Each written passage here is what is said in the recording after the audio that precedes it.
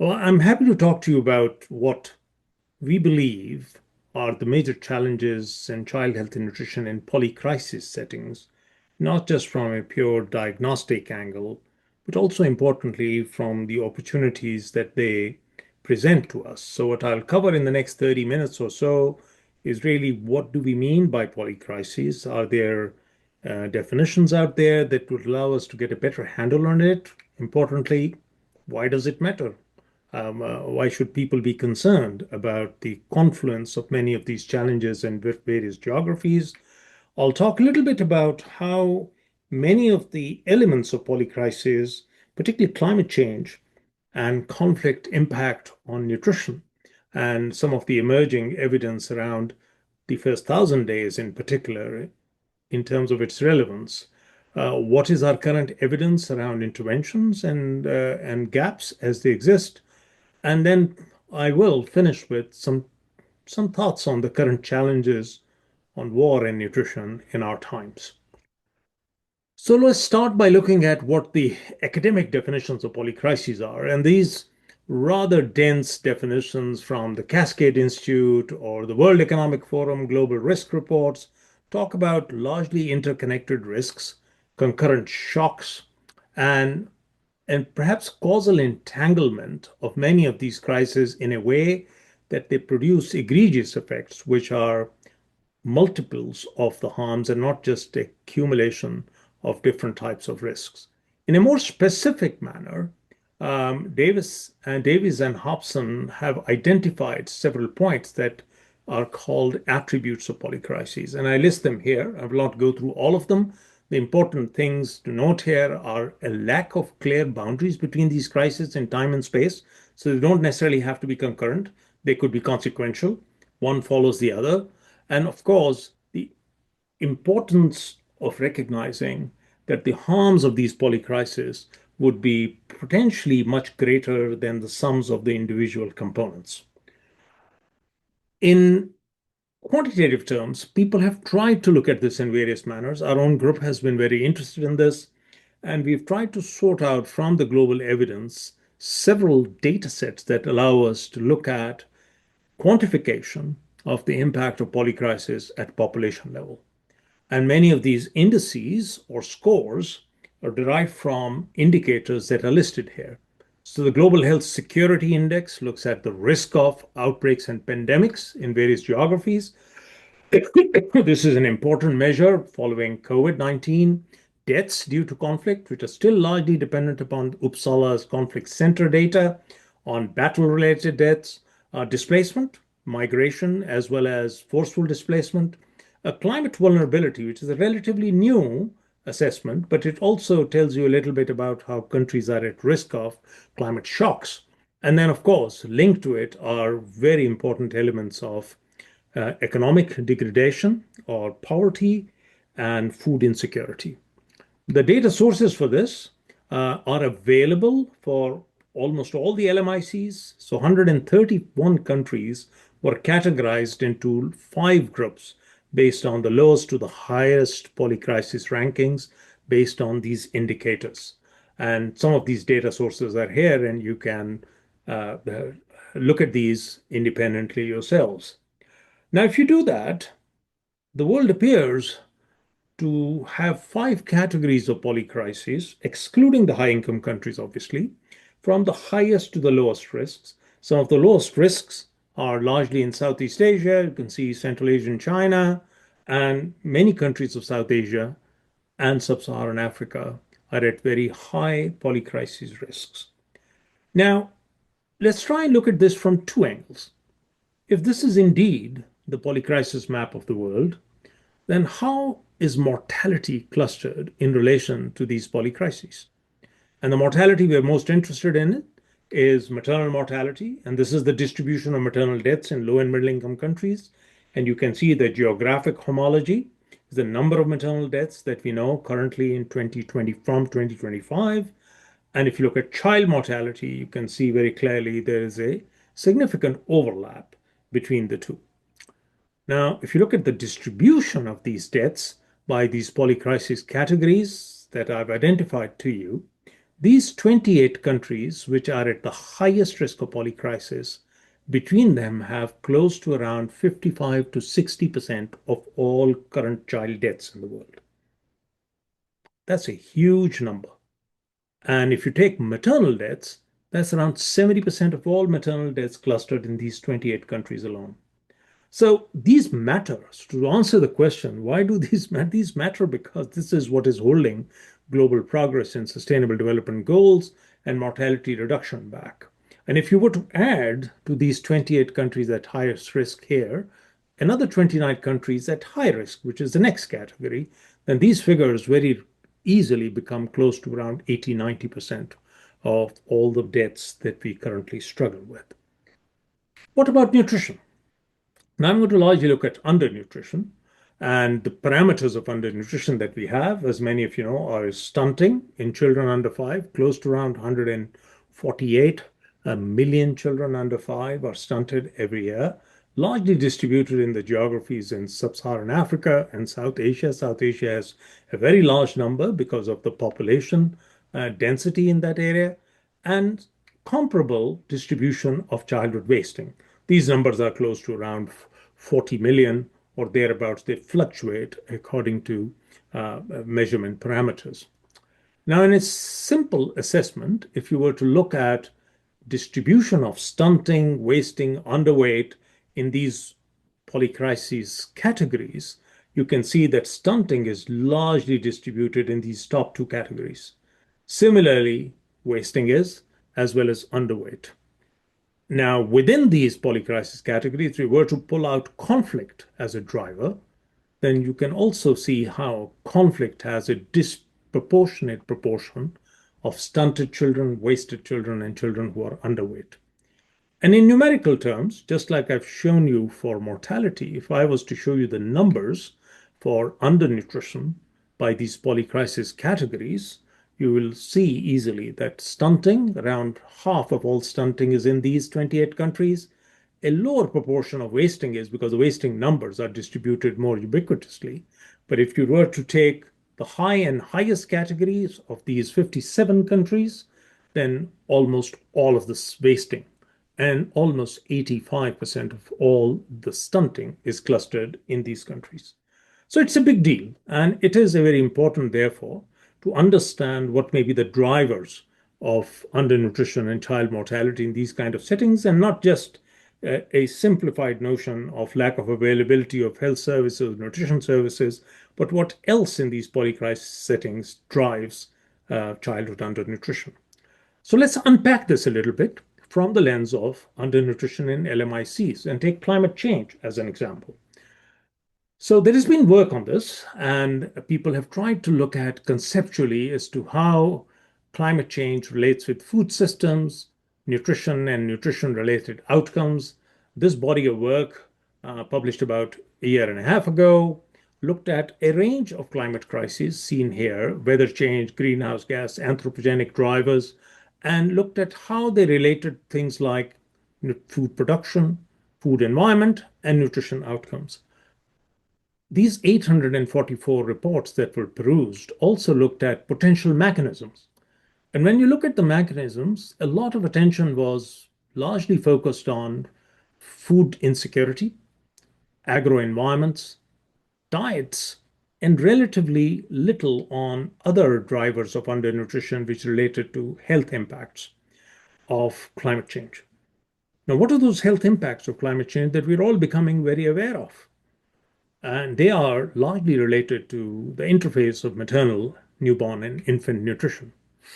This review of the situation in Africa by Claudia Hansen from the Karolinska Institute looked at a range of mechanisms in pregnancy that can be impacted by climate change, particularly environmental temperature, heat. And as you can see, they differ by when the exposure is in pregnancy. In the first trimester and second trimester, they can work through pathological impacts on the placenta, fetal growth restrictions, possibly epigenetic changes that can impact more than one cycle. And as you go towards childbirth, then you begin to see the clustering of maternal morbidity like preeclampsia, fetal growth retardation, and also risks of placental abruption. So this was one of the reasons why they looked at excess perinatal mortality in Africa and also made the remarkable observation that some of these impacts were exacerbated by pre-existing conditions, such as pre-existing social deprivations, inequalities, and also issues such as gender-based violence. Perhaps the best longitudinal data on the effect of occupational heat exposure on birth outcomes is from India. This study from Vellore looked at the impact of high risk pregnancies, environmental temperatures, and outcomes such as pregnancy loss, prematurity, and just being born with low birth weight. And the important observation made by these investigators who did the study both pre and post COVID was that high occupational heat exposure, particularly those women who work in the field, and had therefore not only disproportionate exposure but also had limited ability to protect themselves when the temperature was highest, had close to around a twofold increase in adverse pregnancy outcomes, either in relation to stillbirths or in relation to birth status as small vulnerable newborn births. This has also been corroborated by a larger meta analysis of studies that have looked at this across a range of geographies, both in high income, middle income, and low income settings. And this systematic review, published in Nature Medicine again a year and a half ago, looks at a variety of outcomes. And I only pulled out two to indicate that you have a 37% higher risk of being born preterm, particularly if the lag effect of this heat exposure is taken into account. And if you were to look at low birth weight births, a 29% increase in being born low birth weight, which is a term being now replaced by small vulnerable newborn births. So one simple question that comes out of all of this is, does it really impact mortality? How can we potentially look at the relationship of climate change or heat exposure in many of these geographies and a very important outcome, which is neonatal mortality? Well, that's one study has been done. These colleagues from again linked to Karolinska and Geneva have looked at neonatal mortality across 29 countries in sub-Saharan Africa. And this rather busy graphic shows you in some summative way that there is an increase in neonatal mortality with excess environmental temperature generally exceeding the 50th, 60th percentile. And overall, to cut a long story short, they are attributing almost 4% of the neonatal mortality in Africa to extreme heat exposure, which, if you just take the range of risks of neonatal mortality, is a very big number. So early days, these data need to be corroborated by studies in Asia and Southeast Asia, but these are very important data and findings from the available literature, generally a retrospective look at what's been happening. Now, one question that I'm asked frequently is, do these effects really matter at scale in real life settings, particularly in relation to undernutrition? And we had an opportunity to look at this in my own native country of Pakistan, where my team has undertaken serial national nutrition surveys over the last 30 years. And we have available data that one could use in terms of triangulation with satellite imagery and environmental data from reliable remote sensing. So we just published this last year, and you should look at this publication in AGCN on looking at the relationship of ecological factors with stunting and wasting. Stunting in Pakistan, to those who may want to know, is a major problem with close to around 40% of all children stunted with a wide subnational variation. So if you look at, for example, the relationship of maternal undernutrition and childhood stunting and wasting in Pakistan, these graphics tell you very clearly at district distribution level that this is not just a national issue, that there are geographies in the country towards the south in particular where these things are inordinately clustered. Very high rates, close to around a third of all women in the south are wasted, BMI under 18.5, and close to around 10 to 15% of all children in these districts have concurrent wasting and stunting. Now, we were very interested to probe this a little more, so we created these ecological data sets with information on changes in annual temperature over the last decade or so. And this shows you the change in average annual temperature by remote sensing. We were also able to assess precipitation changes, and it also shows you change in rainfall and associated surface volumetric water change, which gives you a sense of both water logging in certain areas which are at risk of floods and also drought in many areas associated with changes in precipitation. Again, to summarize a large body of information, when you put this entire data set together to look at which factors drove length for age z-scores in these data over time, and what were the attributes in terms of predicting stunting, there are many things that you see here which are indicative of improved growth in children. Being born wealthy, being food insecure, living in an urban area, being born larger, also higher maternal age, higher maternal BMI.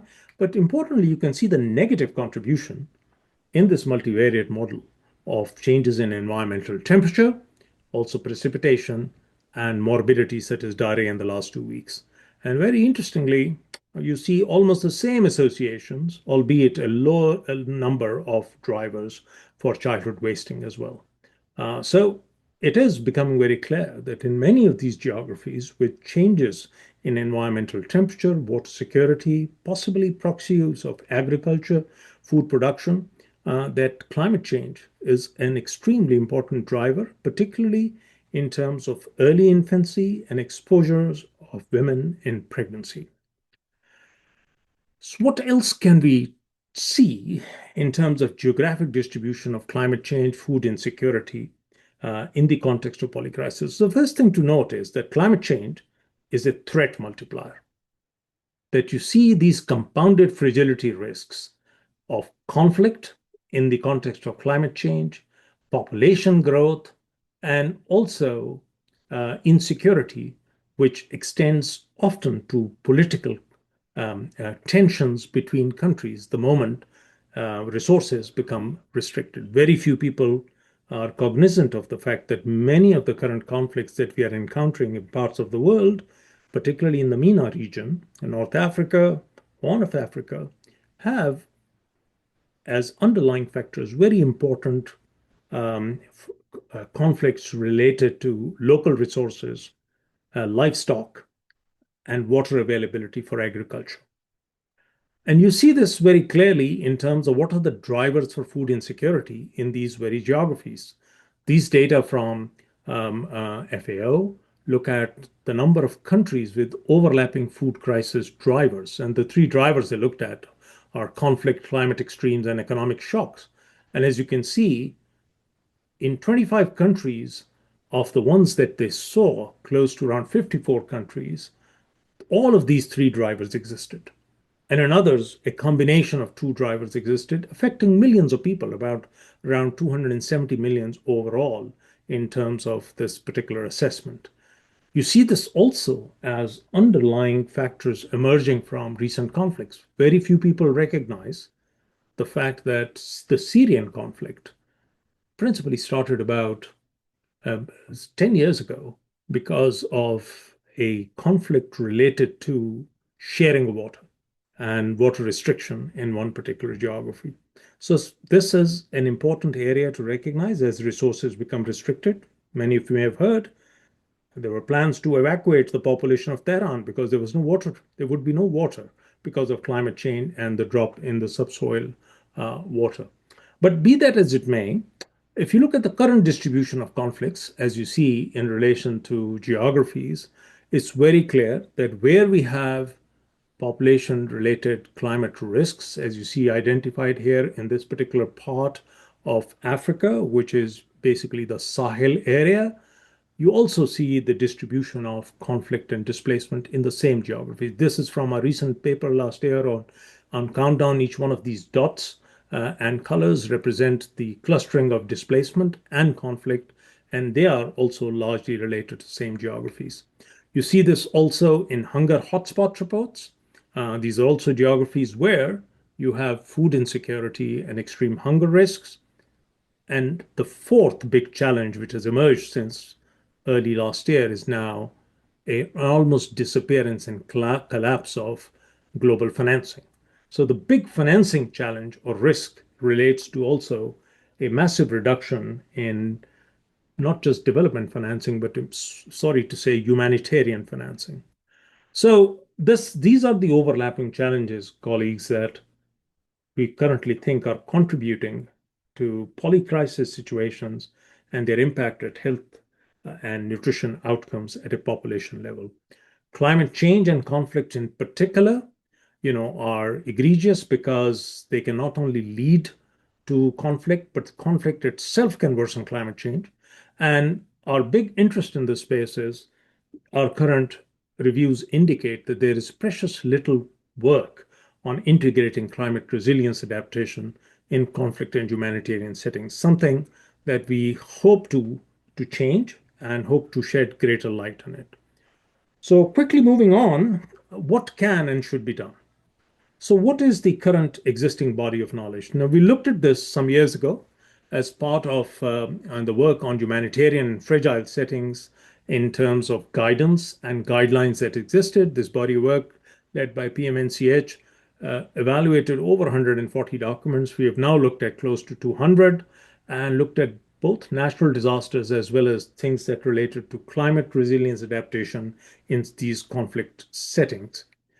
Um, the current Bibles for many people in the fields, and I don't know how many of you as students or other practitioners work with NGOs, these are the two important documents that people work with, the Sphere Handbook and the Pathfinder document on solutions for climate change, gender, and health. And if I look at this in terms of what is available for implementation at a granular level around interventions, there is very little information on mitigation, adaptation, and resilience responses in these settings. What about conflict? We looked at this a few years ago as this Lancet series on bridging research and action in conflict settings for women and children did. We published a lot of that evidence on how can you deliver health and nutrition intervention, then realized full well that there was no universal guidance in terms of what did you do or could do depending upon the typology of conflict. What did you need to do near the epicenter of conflicts, in more insecure areas, and in relatively stable populations? And we were somewhat prescient in this because we had identified the real need to come up with solutions that could be done in active conflicts. And as I will talk about in a few minutes, active conflicts have been a real challenge in recent years. A lot of this data is published, so I'm only flashing some of these publications for you to see. But the bottom line from a range of nutrition interventions in conflict setting was that they were largely related to general food distribution and perhaps management of severe acute malnutrition with some targeted supplementary feeding. Very little around nutrition education, and to many people in public health nutrition, sadly, very little around breastfeeding and breastfeeding support.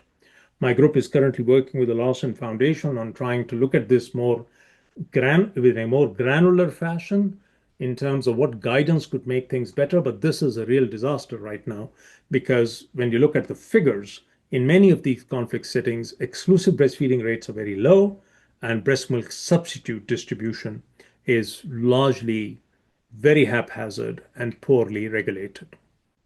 Um, I'm going to skip over some of this, but this is a systematic review done by Amra Khan in my program to look at how many nutrition integrated and health and immunization interventions have been integrated and delivered in these contexts, because you wouldn't in a conflict situation be able to disentangle them.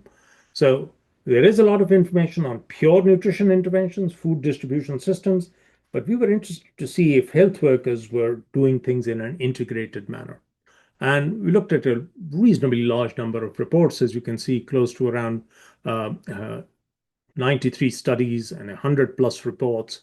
And the findings were largely that we had information on cash transfers, information on food distribution, and most of the intervention models that had integrated delivery were largely through camps and community health workers, uh, a few mobile health teams, but very limited information on models that could be replicated in various settings.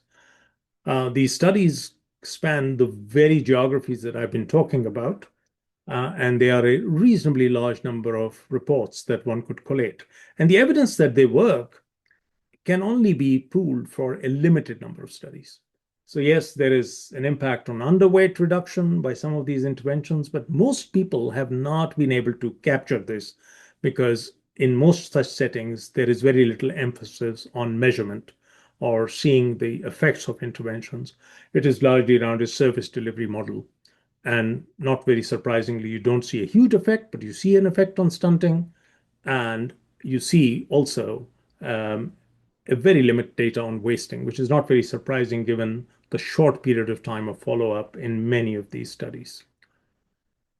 So I'm now going to pivot to the last section of my talk, and which is really what is known about starvation, food nutrition, food restriction in the settings of conflicts and polycrises. And I'd encourage many students to read this phenomenal book, which actually got Amartya Sen his Nobel, when he talks about poverty and famines. And he makes a very important point about the relationship of democracies and listening to the people in many of the global famines as a fundamental protection, which is missing often when famines occur. Now, why did Amartya Sen say that? Because one of the most difficult famines that he studied was the famine in Bengal. And this Great Bengal famine, which happened uh, towards the end of the Second World War, happened on the beat of the English colonial rule over India. And it was very difficult for people to understand how 4 million people starved while there were ships laden with wheat sitting in Calcutta port and not allowed to offload their cargo to feed starving people. The decision not to give food to people and allow 4+ million people to die was a political one, to keep grain stores in Europe filled while people were starving in a part of the British Dominion. And that's why this is oftentimes human action in many of these settings, which is really the fundamental driver as to why we allow people to starve and die. Sometimes one does not recognize that it's not just death, it's also the long-term consequences of food deprivation that one needs to be aware of. As students of nutrition, many of you would have seen the vast amount of literature that's now available in terms of what happened in Netherlands, the Dutch famine, again from the Second World War, when the Nazis blockaded Netherlands and did not allow food to go in. And this not only resulted in 20,000 deaths, nothing compared to the 4.5 million deaths in Bengal, but this birth cohort is important because many of these have been tracked over time in terms of intergenerational effects, in terms of long-term burden of non-communicable diseases. And as a result, a lot of the knowledge of the damage that can be done to health development and cognition comes from studies such as these.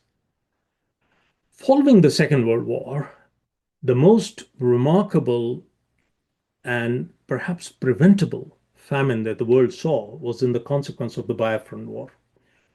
And those who would like to look this up would find that there was delayed action and very little intervention until it was too late. And in the Biafran conflict and the blockade, again, millions of people died. And humanitarian aid was provided, but too late. And this caused a global outcry. Many of these images of starving, large-headed, marasmic, and kwashiorkor children from Biafra are seared in the memories of many of us who grew up at that time. As I told people at UNS, as the president of the International Pediatric Association, I mean, I found that the logo of the association was basically a starving Biafran child. This triggered the Geneva Convention and its amendments to prohibit the use of starvation as a tool of war. And many of these exist. Many of these agreements, these protocols, and the Rome statutes, the UN resolutions are there, which absolutely forbid the use of starvation as a tool of war. Also, what happened after this was the development of integrated food security phase classification system, whereby this monitoring could allow people to see whether people required urgent help, immediate help, or perhaps alternatives. And this IPC categorization of a catastrophic famine is what has been used over time to track and to get a sense of what is happening in many geographies with either man made or natural disasters and others leading to food insecurity. Now, why I'm telling you this is because many of us have witnessed and seen in the last 2 to 3 years one of the most challenging situations with the Gaza conflict. Um, in all, over 2 million people in Gaza had severe food shortages. And there was a hue and cry around this. And in the early stages, there was some food getting in. And then abruptly, this was replaced by a system, the Gaza Humanitarian Foundation, which principally restricted food outlets and also created a situation whereby people risk their life and limb in terms of getting simple basic necessities. We wrote something about this at that time, and there was tremendous pushback. This was our comment from a standing together from nutrition consortium as to why this was a moral failure globally. And the reaction from many people was that perhaps this was an oversimplification of what was happening, and maybe the data were not correct. Maybe our assessments of what food restriction was doing was off target. And as I've mentioned before, when you're dealing with people who are dying like flies or are starving, research is the last thing that's on people's mind. And those measurements are generally not possible at a level of epidemiological rigor that allows people to do this. But people did. And this paper, which was published towards October last year by IFRC on what was being done in Gaza from clinics that were heroically still there, looked at a series of measurements that were done between January 2024 and August 2025 through a surveillance system. We wrote a comment on this at that time also, which you should also read. And what basically they did was to produce a data set with serial measurements from various regions of Gaza of mid-arm upper circumference, mid-upper arm circumference measurements in children at different stages. And you'll see some of these fluctuations largely reflecting access in various regions. So as access in Rafah became restricted, you also see that a large number of people were there in Gaza City seeking care in these outlets. And the evidence is very clear. If you look temporally, you find that as food supplies were let in, MUAC scores in terms of the proportion that were under -3 or -2 uh, improved. And as food became restricted, as we know, happened in early 2025, you see a massive increase in undernutrition. So we wouldn't need research like this to prove the point that starving people is bad and starving children is unforgivable because of its long-term consequences. And let me point out as my last example what is out of sight of many, which is the Sudanese civil war.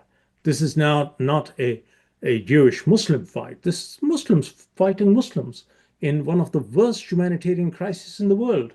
And it is compounded by infectious diseases, gender-based violence, destruction of humanitarian supplies, and principally warlords fighting and killing people. We have written about this, and there's hardly any action in terms of what can be done to provide food to children and women in Sudan. And sadly, what has happened is that the humanitarian assistance from various quarters to Sudan has also gone down to only 17 to 18% of what it was at the end of 2024. So let me conclude by saying that much of the global burden of child mortality and undernutrition now clusters in geographies affected by polycrisis, especially combinations of conflict, climate change, and economic fragility. And there are relatively few evidence-informed actions that link nutrition to climate change adaptation and resilience, especially at the interface of climate and conflict. And this must change. There must be more work on implementation research. And some of our group are doing this for the last few years to ensure that the evidence base for this is stronger than what it is right now. And as I said, we don't need research to prove that starving people and families is bad. What is needed urgently is that the existing protocols that we have by the UN system are implemented and are binding on all parties. And there must be a mechanism for implementation. And if we can, take action in context of conflicts to prevent civilians being killed, as we should, then we should also take action in circumstances where civilians and children are being starved. Thank you very much for your attention. As I said, I'll be happy to take questions.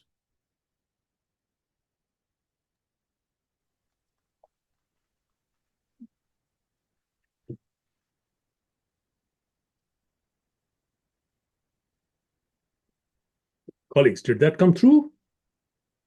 Yes, so sorry, I'm just trying to fix where's our video? Okay. Hi, Kay. Okay, Hi, great. Fix our technology on this end. Thank you so much for the really great presentation. Just really, I think, thought-provoking and challenging us to think about some really challenging issues in the world. So in the room, and we have a number of people on Zoom, so feel free to either raise your hand or just unmute yourself if you're on Zoom. Go ahead. Thank you, Dr. Bhutta. My name is Devrina. I'm from Indonesia originally.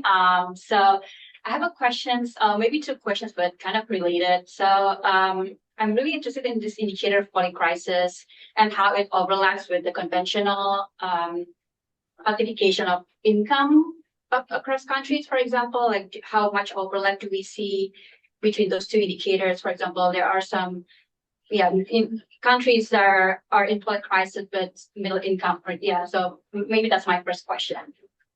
I mean, obviously, there are very few severely affected polycrisis countries that are economically stable. Economic instability and particularly depreciation in the last few years is ubiquitous in these countries. These low and middle income countries, where we have largely applied this polycrisis index, do not include high income countries or middle income countries, as I've said. But if you take the example of where we have current conflicts, perhaps some climate change effects, but they do not have the same issues of challenges that Africa has. And you have a conflict going on in Europe right now, yet you do not see and you do not have evidence in terms of its impact on women and children. Why? Because they were largely evacuated at a very early stage. You may yet see some of the effect of the current deprivations and Russian bombing of Kiev and other areas in the peak of the winter, but mostly they did the right thing by evacuating women and children from those at-risk populations at an early stage. Other places in Africa, particularly the Horn of Africa and the Sahel region, as I've already mentioned, have these long-standing conflicts where even if people left in a short period of time, many of them returned to base or are in settlements or other population. There, you do not see this kind of an economic gradient. I'll give you the very specific example of Somalia. I mean, there are lots of rich Somalians, absolutely, but they live in Kenya. They don't live in Somalia. So when you are in the field out there, the gradient that we find, socioeconomic gradient between many of these affected populations is not as steep as what you see in other average populations.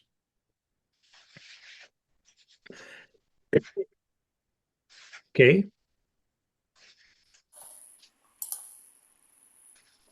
Trying to get my video. There we go. First of all, Zulfi, thank you so much for a powerful lecture. It was an amazing journey through a lot of incredible topics. I'm curious to hear your thoughts on the role of the UN agencies in addressing polycrises and integration, especially in the context of reduced funding to the UN as a whole, and especially WHO. So my perspective is that there's a need for integration not only at the level of service in communities, but also at the much higher levels of strategy and implementation. And I've seen that there is sometimes competition among UN agencies for their turf, and not always the best working conditions for achieving mutual goals. I also am curious about your thoughts on integration at the level of donors and funders, who are all doing their own things and not necessarily working together. So would you like to comment on that? Yeah, well, okay. I mean, as you know better than most, this is a massive issue. And it was an issue that we were beginning to try and address at some level, at least at the global financing facility level, in terms of bringing nutrition, humanitarian action, climate, and health together until the funding disappeared. So last year and a half, it's been really challenging. Fortunately, at WHO, their restructuring is complete now, I hope. They have placed nutrition still at a high level. But WHO humanitarian response for nutrition is really not at the level that programs like WFP or FAO and others have on the ground. And I'm not going to comment any more on do they work together hand in glove at country level? Likely not. But at this stage, I think what we need to do is to, first of all, because it really impacts lives and people on the ground, is to get the integration at the point of service delivery, where it really matters on the ground in those countries, sorted out. So irrespective of where the aid and where the assistance and support is coming from, when you get to those geographies, it's extremely important that you try and integrate health, nutrition, immunization, and sanitation services together, not just within camps where this is typically done, but at a population level where populations are distributed. We are seeing this in Yemen right now. So I think that is step one, phase one. But as part of our current work, which is also looking at how can clusters be better organized, how can the funding flow in a way that you have the flexibility to channel funding where you need it suddenly, rather than have to go through an interagency process or a non-existent process right now. That work remains to be done. But all I'm pointing out is the humanitarian part of global assistance and development is really floundering at the moment because of these cuts, because countries on the ground don't have, and these are at times not even countries, I mean, these are fighting factions. They don't have either the wherewithal, resources, or interests in putting the well-being of populations at the forefront.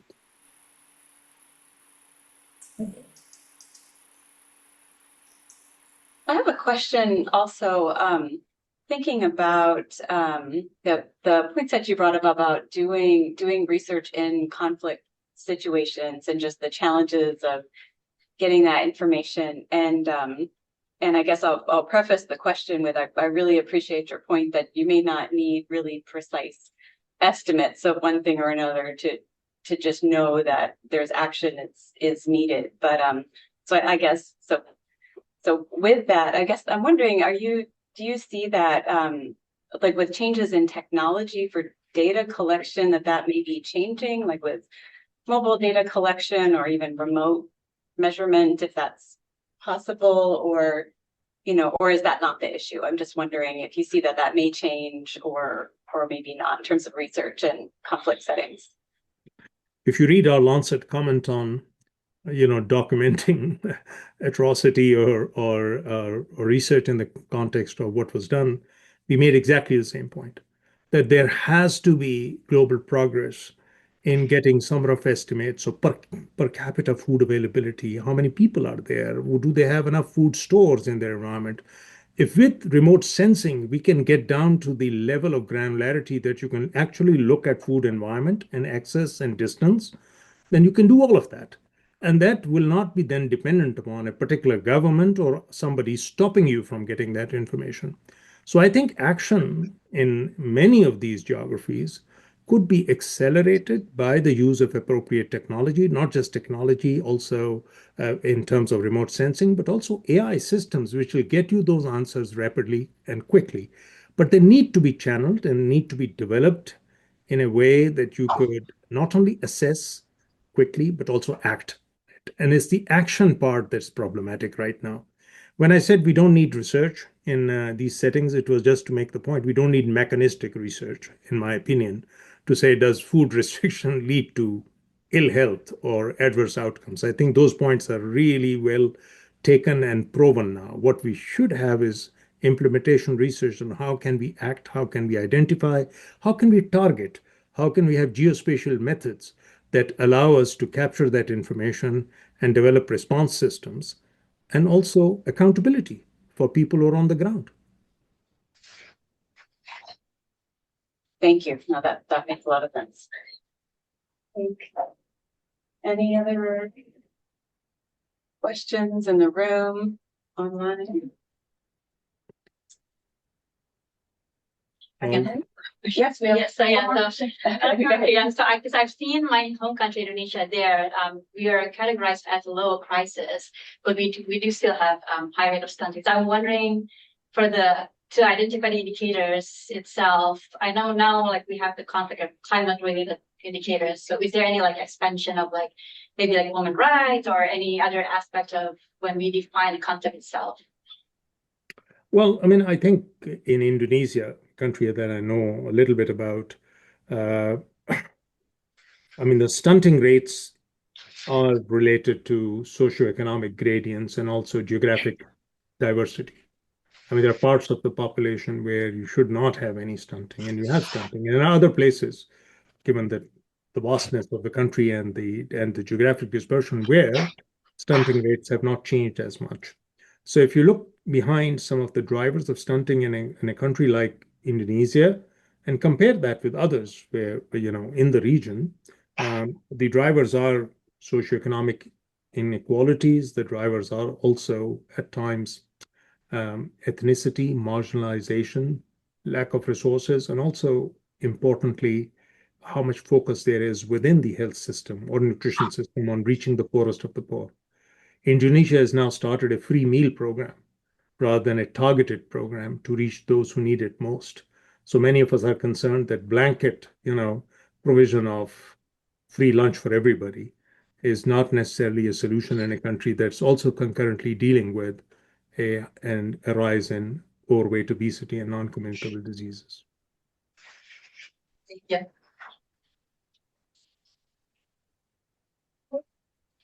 Well, I think that we are right about at time. So please join me, everyone, in thanking Dr. Bhutta again for joining us. thank you, and very Thank you pleased to so see much. many of you virtually. Thank you. All the best. Bye-bye. Thank you so much. Take care. Thanks, everyone, for joining online.